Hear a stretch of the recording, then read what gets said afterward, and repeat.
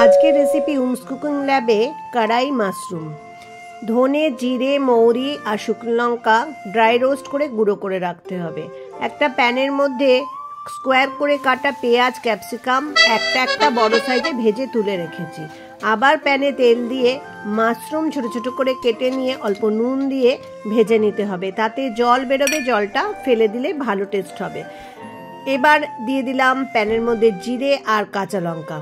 ফোড়নটা ভাজা হয়ে গেলে একটা বড় পেঁয়াজ মিহি করে কুচি রেখেছিলাম সেটা দিয়েছি, 1 চামচ আদা বাটা, 1 চামচ রসুন বাটা আর দুটো মাঝারি সাইজের টমেটো আমি আধবাটা করে নিয়েছি মিক্সার গ্রাইন্ডারে, সেটা দিয়ে দিলাম। এবার ভালো করে এটা ভেজে নিতে হবে যাতে কাঁচা গন্ধ না থাকে। তার মধ্যে আমি দিয়ে দিলাম গুঁড়ো মশলা, হলুদ গুঁড়ো, শুকনো লঙ্কা গুঁড়ো আর জিরে গুঁড়ো 1 চামচ করে দিয়েছি। এবার পুরো মশলাটাকে খুব ভালো করে কষিয়ে নিতে হবে।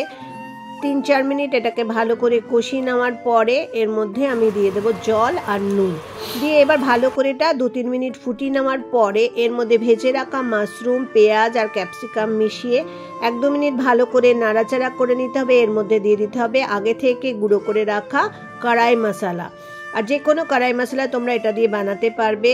আর দিয়ে দিলাম ধনে পাতা আর লাস্টে দেবো একটু বাটার আর চিনি, তাতে কিন্তু টেস্টটা অনেক ভালো হবে।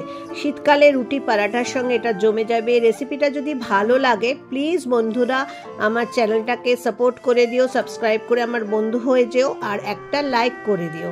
সবাইকে ধন্যবাদ এই ভিডিওটা দেখার জন্য।